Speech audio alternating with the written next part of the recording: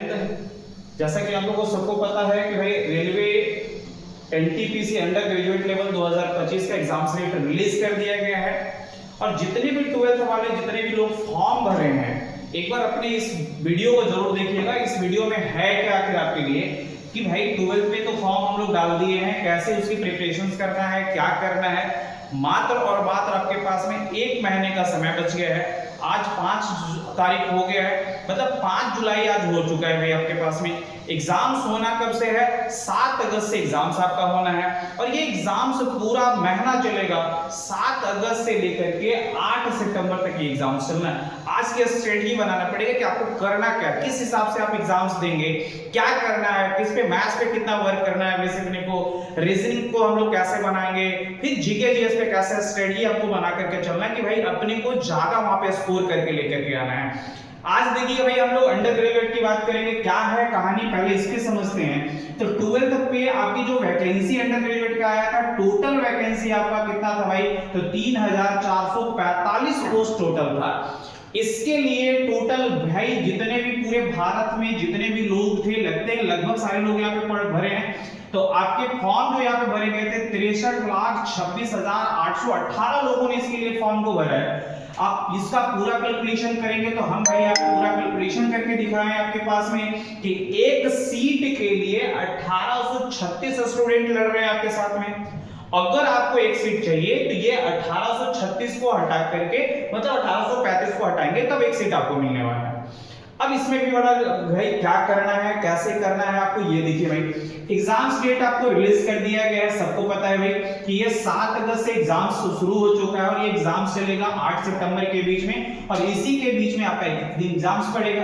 अब ये एग्जाम्स के लिए बस आपके पास में 1 महीने का समय बचा हुआ है। 1 महीने में क्या किया जाए जो आज तक आप नहीं किए हैं, तो इसके लिए आपको तैयारी करने के लिए भाई मैथ्स में देखिएगा, मैथ्स में 30 क्वेश्चन आएगा, रीजनिंग से आपका 30 क्वेश्चन है, जीए से आपका 30 क्वेश्चन है और इस टोटल के लिए 90 मिनट है और 90 मिनट में अगर 100 क्वेश्चन आपको लेके जा रहे हैं तो बहुत है भाई।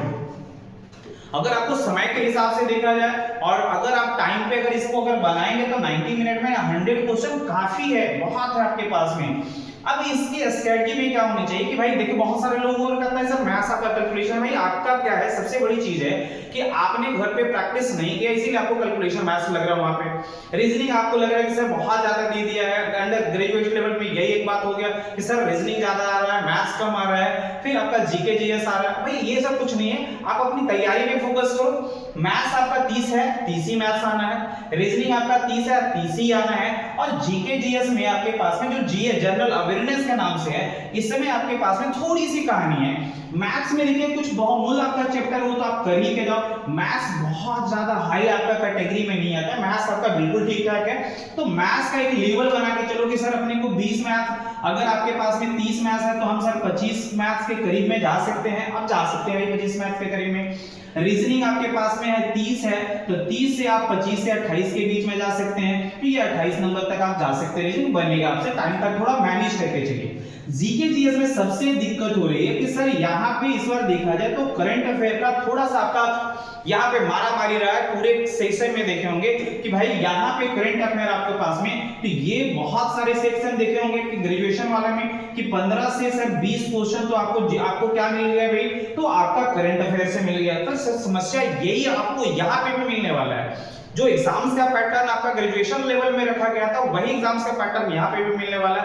मैथ्स में कोई ज्यादा है नहीं, बस आप अभी से 1 महीना जितना आप पढ़े हो पूरे को रिवीजन अच्छे से करो। सारा मैथ्स आपसे बनने वाला है, सारा रीजनिंग आपसे बनने वाला है। फोकस इस बार किस पे करना है अपने को भाई कि जर्नल अवेयरनेस पे फोकस करना है। जर्नल अवेयरनेस के फोकस के चक्कर में ये दोनों मत खराब कर देना फिर से, क्योंकि मैथ्स और रीजनिंग जो अच्छा करके आएगा उसी का रिजल्ट होगा, ये भी आपको अच्छे से पता है। क्योंकि जर्नल अवेयरनेस में देखिएगा 15 से 20 क्वेश्चन आपका यहाँ से रीजनिंग से आपका करंट अफेयर से पूछ दिया है। पॉलिटी इसका कुछ अच्छा खास रख दिया गया था बाबा का, तो पॉलिटी से भी क्वेश्चन आपका 4 से 5 क्वेश्चन के बीच में हर एक शिफ्ट में देखेंगे तो पॉलिटी से क्वेश्चन आपको कुछ देखने के लिए मिल गया।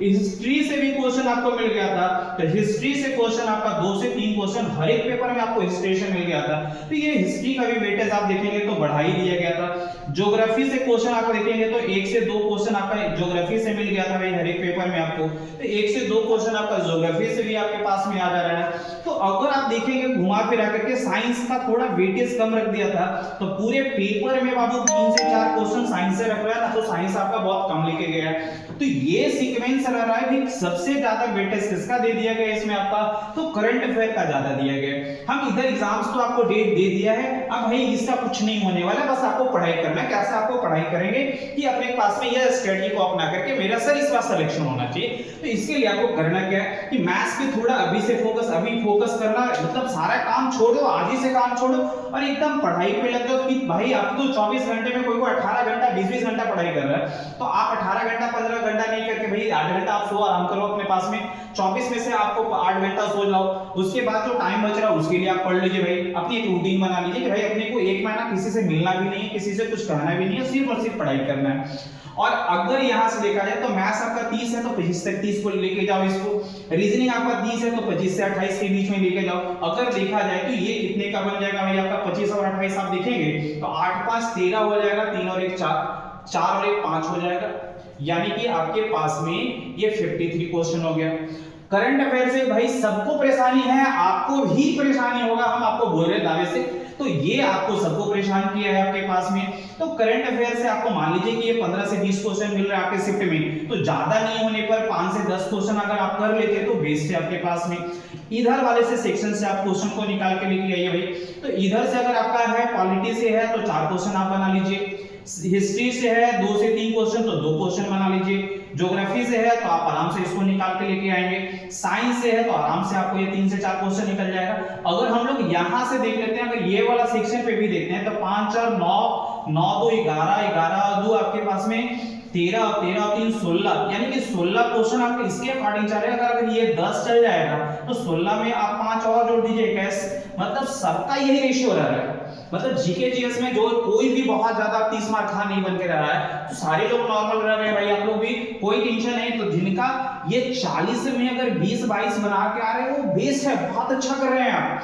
तो अगर आप यहां से 20 क्वेश्चन अगर आप एक्स्ट्रा करके लेके आ रहे हैं तो ये आपके पास में 73, और इस बार का कट ऑफ अगर देखा जाए तो आपका वही आपका 70 से 80 के बीच में आपका कट ऑफ रहने वाला है, और आपने खींच करके कितना तक पहुंचा दिया भाई 73 तक पहुंचा दिया, एकदम बेस्ट किए हैं आप। अगर इस हिसाब से अगर आपकी प्लानिंग है, इस हिसाब से आपने रोज मेहनत करना है, जब तक आपका एग्जाम्स ना हो जाए, पेपर दे करके आओगे तो कहोगे हाँ सर बेहतर आपका एग्जाम्स गया है, इसी हिसाब से आप पेपर पे अपनी तैयारी कीजिए, बेस्ट पेपर जाने वाला है। तो आज के लिए वीडियो आपके लिए बहुत बेस्ट रहने वाला है। जय हिंद।